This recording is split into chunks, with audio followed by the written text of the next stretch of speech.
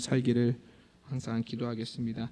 네, 오늘 함께 들을 하나님 말씀 보도록 하겠습니다. 말씀은 골로새서 3장 1절부터 4절 말씀입니다. 신약성경 326쪽쯤 되겠습니다. 골로새서 3장 1절부터 4절 말씀까지입니다. 우리 한 절씩 합독해서 같이 하나님 말씀 보도록 하겠습니다. 같이 한 목소리로 합독하여 하나님 말씀 보겠습니다. 그러므로 너희가 그리스도와 함께 다시 살리심을 받았으면 위의 것을 찾으라. 거기는 그리스도께서 하나님 우편에 앉아 계시느니라. 위의 것을 생각하고 땅의 것을 생각하지 말라. 이는 너희가 죽었고 너희 생명이 그리스도와 함께 하나님 안에 감추어졌습니다. 우리 생명이신 그리스도께서 나타나실 그때에 너희도 그와 함께 영광 중에 나타나리라. 아멘. 네, 이 시간 우리 할렐루야 찬양대 찬양 하나님께 올려드리겠습니다.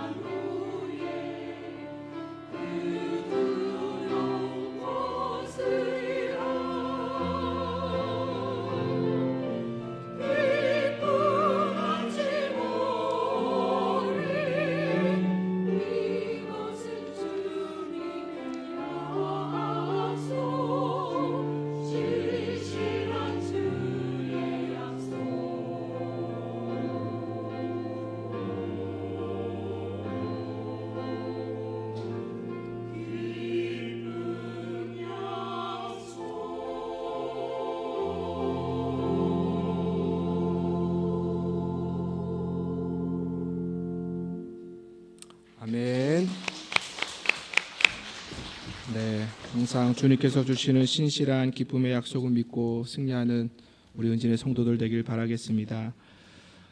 종교개혁자 루터의 이야기로 오늘 설교를 시작하겠습니다. 수도사가 되겠다고 생각한 청년 루터가 2주 후인 1507년 7월 17일에 에르푸르트에 있는 어거스틴 수도원에 들어가게 됩니다. 그가 수도원에 들어가게 된 것은 수도사로서의 소명감이 있어서 들어간 것이 아니었습니다. 그의 영혼을 죽음의 공포에서 구원하기 위한 것이었으며 천국에 이르는 지름길이 수도사가 되는 길이라는 중세교회의 가르침이 있었기 때문에 이 루터가 수도사가 되기로 결심하고 수도원에 들어가게 됩니다. 그는 부원장 앞에서 엄격한 수도 생활의 규칙을 따를 것을 서약합니다. 즉 자신의 의지를 죽이고 소량의 음식을 먹고 남루한 옷을 입으며 밤에는 기도하고 낮에는 일하며 육체를 죽이고 가난한 자의 치욕과 구걸의 부끄러움을 당하며 수도원에 갇힌 실직나는 생활을 감당할 것을 엄숙히 서약을 합니다. 루터는 최선을 다해서 수도원 생활을 해갑니다. 3일씩 금식합니다. 수도원 규칙을 그 이상으로 지켜갑니다. 몸을 괴롭히고 기도하는데 힘썼습니다. 철저하고도 엄격하게 자신의 삶을 절제하고 통제했습니다.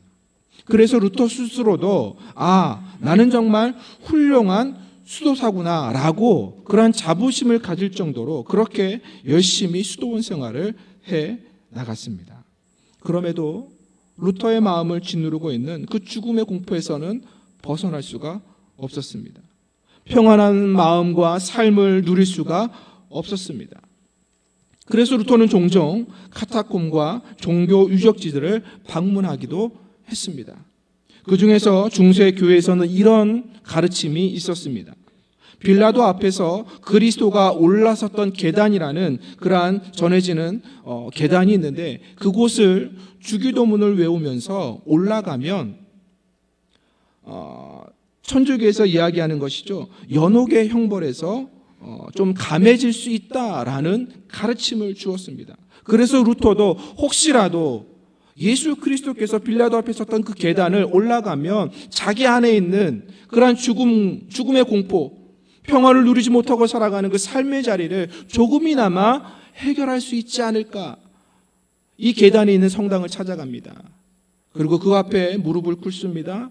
그리고 루터가 그 앞에 무릎을 꿇고 한 계단 한 계단 올라갈 때마다 입술을 그 계단에 맞추면서 28계단을 무릎을 꿇고 올라갑니다. 여러분, 이 루터가 그 계단을 올라가면서 무엇이라고 중얼거리는지 아십니까? 이게 도대체 무슨 소용이 있단 말인가? 사랑하는 여러분, 아무리 종교적인 방법을 다 사용한다 하더라도 세상에서 가질 수 있는 것들을 다 가져본다 하더라도 우리의 삶의 문제는 이런 것들로 해결되지 않습니다. 우리도 역시 삶을 살아가다 보면 루터와 똑같은 질문에 다다르고 말 것입니다. 이게 도대체 무슨 소용이 있단 말인가? 근본적인 거, 본질적인 것이 빠진 종교 생활, 종교 활동, 세상에서의 성공과 행복, 그리고 권력과 힘, 물질, 건강 다 마찬가지입니다. 결국 이 문제, 본질적인 이것을 해결하지 못한다면 우리는 항상 이 문제에 부딪히게 할 것입니다. 이게 도대체 나와 무슨 상관이 있단 말인가? 여러분, 그래서 바울은 고린도후서 4장에 이런 말을 썼습니다. 우리가 이 보배를 질그릇에 가졌으니 이는 심히 큰 능력은 하나님께 있고 우리에게 있지 아니함을 알게 하려 함이라. 우리가 항상 예수의 죽음을 짊어짐은 예수의 생명이 또한 우리 몸에 나타나게 하려 함이라. 여러분, 우리 안에 보배가 있어야 합니다. 질그릇 같은 우리가 아무리 종교 생활을 열심히 한다 할지라도 아무리 그리스도께서 올라가신 그 계단을 무릎을 꿇고 입을 맞추고 주기도문을 외우며 올라간다 할지라도 그것이 우리의 삶을 변하게 하는 것이 아닙니다. 우리의 삶을 죽음의 공포에서 이 세상이 줄 수 없는 평안과 기쁨을 누리는 것들을 우리에게 허락해 주지 않는다는 것이죠. 그래서 바울은 이야기하는 것입니다. 너희 안에, 질그릇 같은 너희 안에 이 보배를 가졌느냐? 항상 예수의 죽음을 짊어짐은 예수의 생명이 우리 몸에 나타나게 하려 함이라. 여러분, 질그릇같이 아무것도 아닌 것에 보배를 담아야 그 보배로 인하여 우리가 능력 있는 삶, 죽음의 공포가 아니라 이 세상의 것들로 인하여 두려워하고 불안해하고 안절부절 못하게 살아가는 것이 아니라 참된 평안과 기쁨을 누릴 수 있다는 것입니다. 여러분, 그래서 바울은 오늘 본문을 시작하면서 이렇게 말씀하고 있는 것입니다. 그러므로 너희가 그리스도와 함께 다시 살리심을 받았으면. 여러분, 이 말씀이 주는 의미가 무엇입니까? 전제 조건이 있죠. 먼저 누군가가 죽었다는 것입니다. 그러니 다시 살리심을 받은 것이죠. 죽은 것이 무엇이겠습니까? 바로 우리의 옛 자아란 말이죠. 죽음의 공포 안에서 여러 가지 세상이 주는 두려움과 불안한 가운데에서 살아가고 있을 우리의 옛 자아가 죽었다는 말씀입니다. 아담 이후 죄로 인하여 죽음과 사망을 헤어나올 수 없는 우리의 옛 자아가 예수 그리스도의 십자가와 함께 죽었다는 말씀입니다. 그런데 거기서 멈추지 않고 바울은 이야기하는 것입니다. 예수님의 부활하심으로 말미암아 우리가 그리스도와 함께 다시 살리심을 받은 존재가 되었다. 오늘 바울은 그것을 우리에게 이야기하고 있습니다. 여러분, 한마디로 이야기하면 무엇일까요? 예수 생명으로 살게 되었다는 것입니다.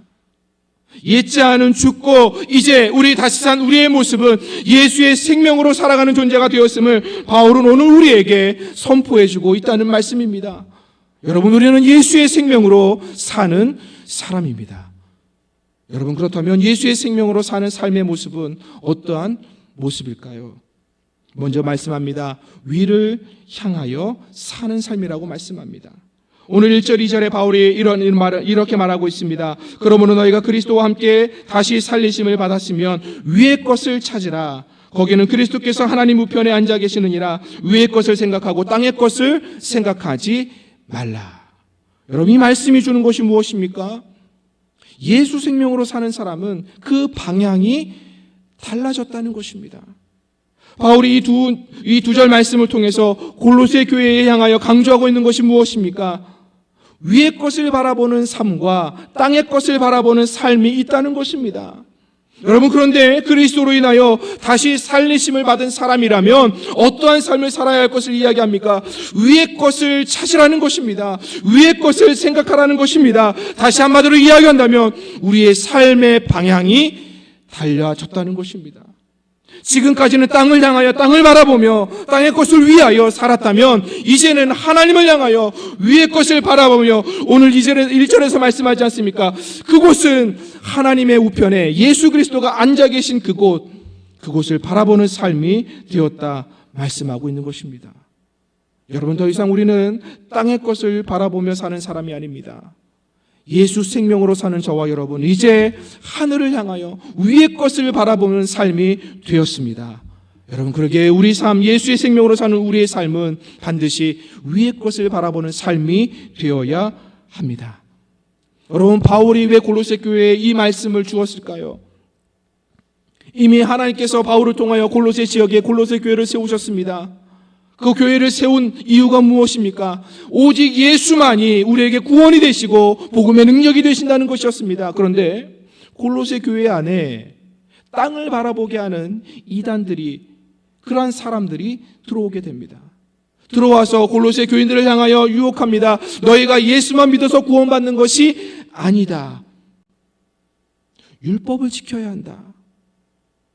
그러니 골로새 교인들이 혼란스러워합니다. 그들이 예수 그리스도를 바라보며 하늘을 향하여 위를 향하여 살아가야 되는데 그들의 삶의 자리가 이 말들로 인하여서 혼란스러워 다시 땅을 바라보기 시작합니다. 예수 그리스도가 아니라 세상의 것에 관심을 갖기 시작한다는 것이죠.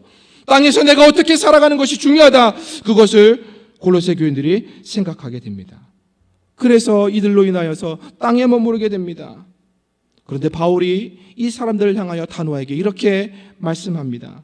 내가 여러 번 너희에게 말하였거니와 이제도 눈물을 흘리며 말하노니 여러 사람들이 그리스도의 십자가의 원수로 행하느니라.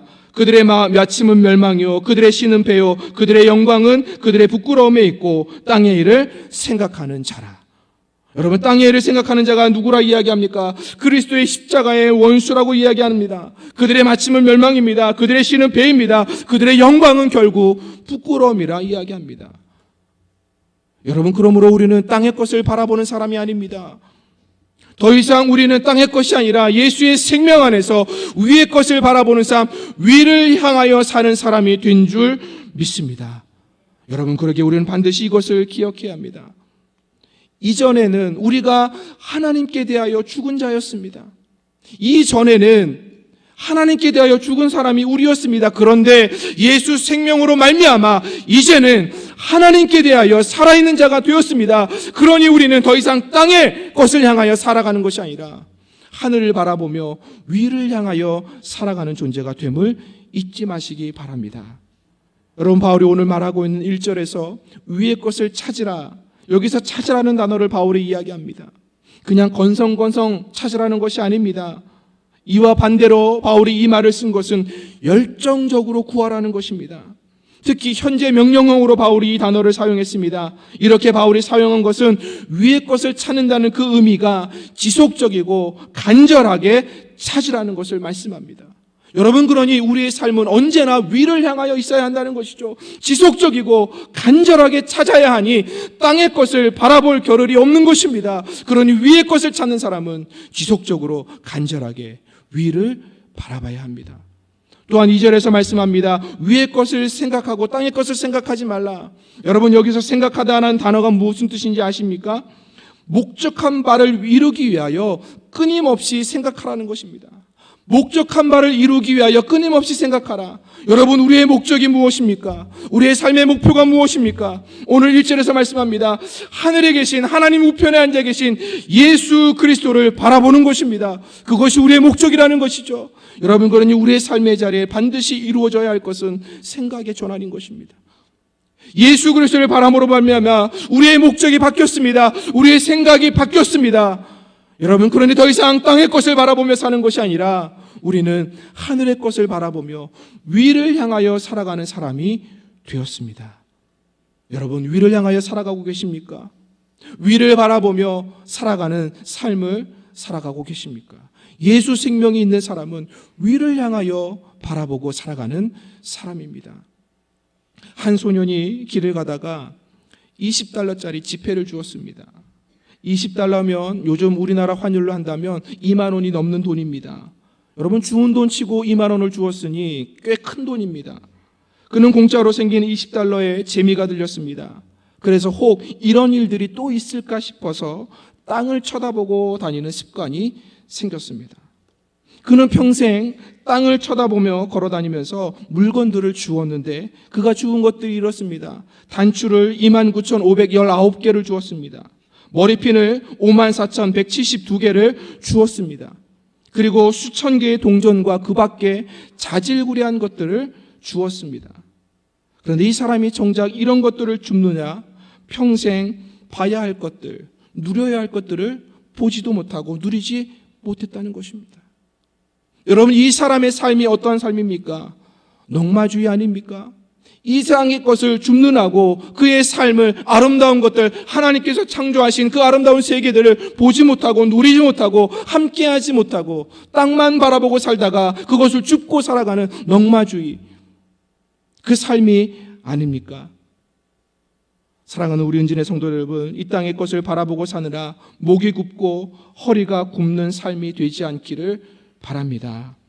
허리를 펴고 고개를 들어 위를 바라보는 우리 은진의 성도들이 되길 바랍니다. 여러분, 그러기에 야고보 선지자는 우리에게 이렇게 이야기하는 것입니다. 내 사랑하는 형제들아, 속지 말라. 온갖 좋은 은사와 온전한 선물이 다 위로부터 빛들의 아버지께로부터 내려오나니 그는 변함도 없으시고 회전하는 그림자도 없으시니라. 여러분, 하나님께서 우리의 모든 것을 보고 계시고 우리에게 온갖 좋은 은사와 온전한 선물을 주시는 분이십니다. 여러분, 그러니 우리는 위를 바라보는 것입니다. 땅을 바라보고 땅을 향하여 살아가는 것이 아니라 위를 바라보며 위를 향하여 살아가는 존재가 되었습니다. 누구 때문에요? 예수 생명 때문인 것입니다. 사탄은 우리에게 예수님에게 시험했던 것 같이 천하만국을 보여줍니다. 그 영광을 보여주면서 나를 섬기라고, 나에게 엎드려 절하라고 우리에게 똑같이 우리를 시험하며 유혹할 것입니다. 사탄은 여전히 우리로 하여금 땅에 매여서, 땅에 묶여서 땅을 바라보며 살아가라고 유혹한다는 것이죠.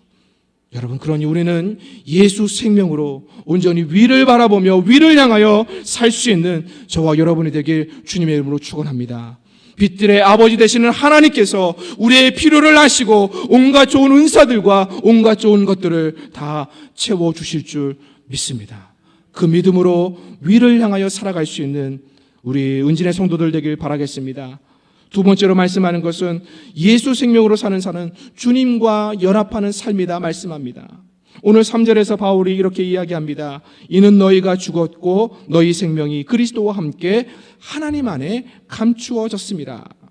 이 말씀이 의미하는 바는 무엇입니까? 말씀드렸듯이 우리의 옛자가 그리스도께서 십자가에 죽으실 때에 함께 죽었다는 것입니다. 그리고 이제 예수님께서 부활하심으로 말미암아 우리가 다시 새로운 생명으로 예수님과 함께 거하게 되었다, 함께하게 되었다를 말씀하고 있다는 것이죠. 여러분, 그러니 새로 태어난 우리의 모습, 어떠한 모습일까요? 우리의 가치가 달라졌다는 것입니다. 옛자는 본질상 진노의 자녀였습니다. 죄와 허물로 죽을 수밖에 없는 본질상 진노의 자녀, 어둠의 자녀, 마귀의 자녀, 죄를 지을 수밖에 없는 자녀, 사망과 죽음을 향하여 달려가는 그 모습이 우리의 가치였다는 것입니다. 우리의 모습이었다는 것입니다. 그런데 예수 생명으로 다시 태어난 우리의 가치는 무엇입니까? 예수님과 함께 예수 그리스도의 가치가 우리 안에 들어오게 되었다는 말씀입니다. 여러분, 바울은 이것을 로마서 11장에서 돌감람나무와 참감람나무로 이야기를 합니다. 여러분, 돌감람나무가 참감람나무가 될 수 있는 방법이 무엇이 있을까요? 여러분, 돌감람나무는 열매가 좋지 못합니다. 감람나무에 기름을 짜야 되는데, 그 열매로 기름을 짜야 되는데 기름이 얼마 나오지 않습니다. 향기도 좋지 않습니다.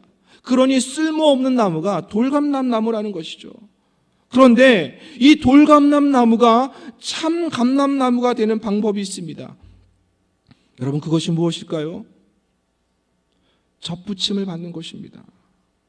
돌감람나무였던 그 가지가 참감람나무의 접붙임을 받아야 한다는 것이죠. 그래서 참감람나무에서 올라오는 그 진액을 돌감람나무 가지가 받을 때에 그 돌감람나무는 더 이상 돌감람나무가 아니라는 사실입니다. 그 가지에서는 참감람나무의 열매가 맺힙니다. 향기가 납니다. 그리고 아름다운 열매를 통해서 아름다운 기름을 얻게 됩니다. 여러분, 우리가 돌감나무 같았다는 것입니다. 그런데 예수 생명이 우리에게 들어오고 나서 우리가 이제 참 감람나무가 되었음을 성경은 우리에게 이야기하고 있는 것입니다. 우리에게는 열매도 보잘것없었습니다. 우리를 가지려고 하는 가치도 별로 없었습니다. 그런데 예수 안에 예수 생명으로 말미암아 우리의 열매가, 우리의 향기도, 우리의 삶도 달라졌음을 말씀합니다. 여러분, 우리가 아무렇게나 살 수 있겠습니까? 예수 생명의 가치를 삼고 살아가는데 우리가 아무렇게나 살 수 있겠습니까? 여러분, 세상 사람들은 우리를 보는 가치가 다릅니다. 우리가 이 땅에서 얼마나 넓은 집에 살고 있느냐, 얼마나 좋은 차를 타고 다니느냐, 얼마나 높은 위치에 있느냐, 사회적인 지위를 가졌느냐, 얼마나 많은 힘과 명예를 가지고 있느냐, 세상 사람들은 그것을 가지고 우리의 가치를 평가할 것입니다. 여러분, 그러나 그렇게 평가하는 세상 사람들조차도 하나님 앞에 설 때가 있습니다. 여러분, 그렇다면 하나님 앞에서 우리를 보는 가치는 무엇일까요? 오직 한 가지입니다. 예수 생명이 있느냐입니다. 예수 생명이 있을 때에 그 사람은 하나님 앞에서 온전한 가치를 가지고 살아가는 사람입니다. 그러나 아무리 이 땅에서 좋은 것들을 누리고 가지고 살아간다 할지라도 예수 생명이 없으면 그 사람은 하나님 앞에서 아무것도 아닌 것입니다. 여러분, 가룟 유다의 이름의 뜻이 무엇인지 아십니까? 가룟 유다의 이름의 뜻은 찬송입니다. 그의 부모가 가룟 유다로 하여금 하나님을 찬송하는 자가 되라고, 세상에서 찬양받는 사람으로 살아가라고 그렇게 이름을 지어줬겠죠. 여러분, 가룟 유다는 분명히 예수님의 12 제자였습니다. 그런데 이 가룟 유다가 어떠한 것에 마음이 빼앗기게 됩니까? 물질입니다. 세상의 욕심입니다. 세상의 성공에 그의 마음이 빼앗기게 됩니다. 그러자 가룟 유다가 선택한 것이 무엇입니까? 은 30에 예수님을 팔아버리고 맙니다. 예수님의 가치는 은 30, 당시의 노예의 가치였습니다. 그러자 예수를 판 가룟 유다 자신의 가치를 어떻게 평가해버립니까? 자신의 생명조차도 보잘것없는 것으로 평가해버리고 말았습니다. 여러분, 우리의 생명은 세상의 가치로 평가되는 것이 아닙니다. 하나님의 가치로 우리의 생명은 평가되어 있습니다. 왜요? 요한복음에서 분명히 우리에게 말씀하는 것입니다. 요한복음에서 우리가 하나님의 자녀로 되었음을 분명히 우리에게 요한복음 1장은 우리에게 약속해주고 있다는 것이죠. 그것이 바로 우리의 가치라는 것입니다. 그래서 예수님께서도 마태복음 5장에서 우리를 향하여 무엇이라 말씀합니까?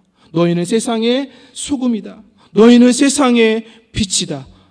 여러분, 이것이 하나님께서 우리에게 전해주신 가치인 것입니다. 예수 생명으로 살아갈 우리의 가치가 그렇게 하나님께서 명령하여 주신 것입니다. 여러분, 이 가치로 살아가고 있습니까? 세상의 가치는 다 사라질 것입니다. 여러분, 그래서 요한일서 2장 17절에 이 세상도 그 정욕도 지나가되 오직 하나님의 뜻을 행하는 자는 영원히 거하느니라. 여러분, 하나님의 뜻을 행하는 사람만이 하나님 앞에 영원히 설 수 있습니다. 여러분, 전도자가 이야기하지 않습니까? 헛되고 헛되며 헛되고 헛되니 모든 것이 다 헛되다고요. 그러면서 전도자가 전도서 12장에서 마지막으로 고백하는 것이 무엇입니까? 일의 결국을 다 들었으니 하나님을 경외하고 그의 명령을 지킬지어다. 이것이 모든 사람의 본분이니라. 여러분, 이것이 우리의 가치인 것입니다.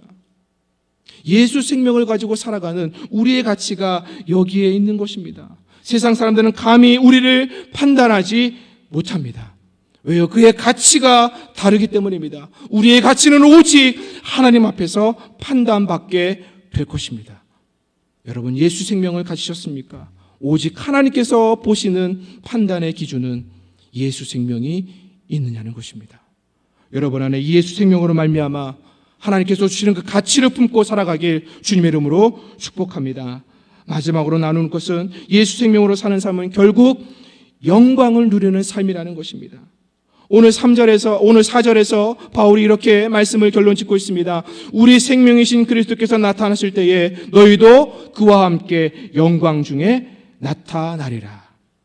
여러분, 이 말씀이 의미하는 바를 베드로 사도는 이렇게 이야기하고 있습니다. 너희 믿음의 확실함은 불로 연단하여도 없어질 금보다 더 귀하여 예수 그리스도께서 나타나실 때에 칭찬과 영광과 존귀를 얻게 할 것이니라. 여러분, 예수님께서 나타나실 때가 언제입니까? 오늘 골로새서에서도 바울이 이야기하지 않습니까? 예수님께서 나타나실 때에 영광을 얻게 할 것이다. 사도 베드로도 얘기하지 않습니까? 예수님께서 나타나실 때에 영광과 칭찬과 존귀를 받을 것이다. 여러분, 예수님께서 나타나실 때가 언제일까요? 끝입니다. 이 세상의 끝이라는 것이죠. 여러분, 그러므로 오늘 마지막으로 나눌 말씀은 무엇이냐면 예수 생명으로 사는 삶, 결국 영광을 누리게 된다는 것은 무엇일까요? 끝이 다르다는 것입니다. 세상 사람들과 예수 생명으로 사는 사람의 끝은 반드시 다릅니다. 여러분, 우리는 이것을 알고 이 땅을 살아가야 한다는 것이죠. 여러분, 우리 역시도 그 끝이 같았습니다. 예수를 알기 전에, 예수 생명이 우리에게 오기 전에 우리 역시 세상 사람들과 똑같이 지옥을 향하여, 사망을 향하여 영원한 형벌 가운데 죽을 수밖에 없는 우리의 모습이었다는 것이죠. 그런데 예수님께서 오심으로 말미암아 그 끝을 돌려놓으셨습니다.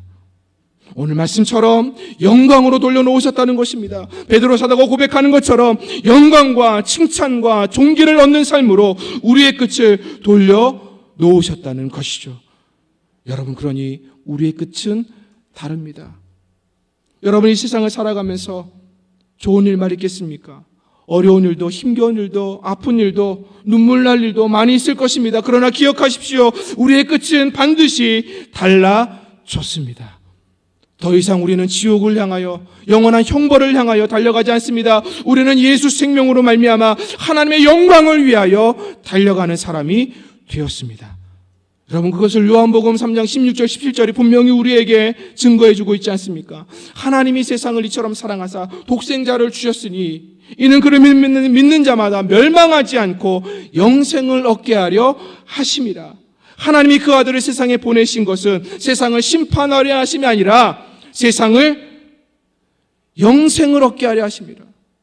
여러분, 우리의 끝은 구원입니다. 우리의 끝은 영광입니다. 우리의 끝은 영원한 생명입니다. 우리의 끝은 천국입니다.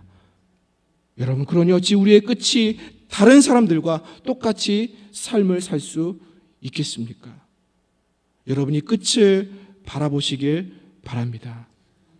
여러분, 어떤 사람이 한평생 정신없이 바쁘게 살았습니다. 무엇이 옳고 그른지, 무엇이 이로운지 해로운지, 하나님이 계신지 안 계신지 생각할 겨를도 없이 무작정 바쁘게 일에 쫓겨서 살았습니다. 그러다가 죽었습니다. 그런데 천국문 앞에 베드로가 오른손에 생명책을 들고 떡하니 버티고 서 있는 것입니다. 그가 천국에 들어가려고 하니까 베드로가 말합니다. 당신 이름은 이 생명책에 없어 라고 이야기하는 것입니다. 그러자 이 사람이 베드로에게 말합니다. 내가 세상에서 얼마나 바쁘게 살았는지 압니까? 당신은 그것을 모르기 때문에 나한테 이러는 것입니다. 잘 찾아보세요. 분명히 생명책에 내 이름이 적혀 있을 것입니다. 여러분, 베드로가 뭐라고 했을까요? 유머스럽겠지만 나도 바빠서 당신의 이름을 생명책에 기록하지 못했어. 여러분, 이 땅에 바쁘게 산다고 우리의 끝이 변하는 것이 아닙니다. 바쁘게 살아서 성공해보고 많은 것을 가져보고 누려보고 다른 사람들보다 좀 더 나은 삶을 살아보지만 건강하게 살아보려고 하지만 그 삶이 우리의 끝을 바꿀 수 있는 것이 아닙니다. 여러분, 우리의 끝을 바꿀 수 있는 분은 오직 예수밖에 없습니다. 여러분, 그러니 우리 안에 예수 생명이 있어야 하는 것입니다. 예수 생명이 있어야 우리의 끝이 하나님의 영광에 참여하는 자로, 하나님의 영광을 누리는 자로, 영원한 생명을 가지고 천국에 들어가는 자로 살아갈 수 있는 것입니다. 여러분, 반드시 이 끝이 있음을 기억하십시오. 이 끝을 기억하면서 여러분의 삶을 예수 생명으로 살아갈 수 있는 저와 여러분이 되길 주님의 이름으로 축복합니다. 여러분, 스데반의 마지막이 어떠했습니까? 예수님을 믿는다는 이유로 돌에 맞아 죽었습니다. 그 끝에서 스데반이 본 것이 무엇입니까? 스데반이 성령이 충만하여 하늘을 우러러 주목하여 하나님의 영광과 및 예수께서 하나님 우편에 서신 것을 보고 말하되 보라, 하늘이 열리고 인자가 하나님 우편에 서신 것을 보노라 한대. 여러분, 스데반은 예수 생명을 가졌기 때문에 무엇을 보았습니까? 그 끝에 하나님의 영광이 있음을 보았습니다. 여러분, 이 영광을 보고 살아가십니까? 우리의 끝에 이 영광이 있음을 확신하며 살아가십니까? 여러분, 이것을 확신하며 살아가는 사람의 삶은 반드시 다릅니다. 세상 사람들과 세상의 사람들이 사는 그 끝을 향하여 달려가는 모습과 반드시 다릅니다. 여러분 안에 이 끝을 생각하며 예수 생명으로 살아갈 수 있는 저와 여러분이 되길 주님의 이름으로 축원합니다. 마지막으로 사진 두 컷 이야기 보면서 이야기 나누고 말씀을 마치겠습니다. 여러분, 차가운 아스팔트입니다. 여러분, 이 아스팔트에 생명이 뚫고 나올 것이라 생각할 수 있겠습니까? 또 한 컷의 사진을 보여주세요. 여러분, 저수지 안에 있는 나무, 죽은 나무입니다. 고목입니다. 그런데 그 위에 또 다른 나무가 자라고 있습니다.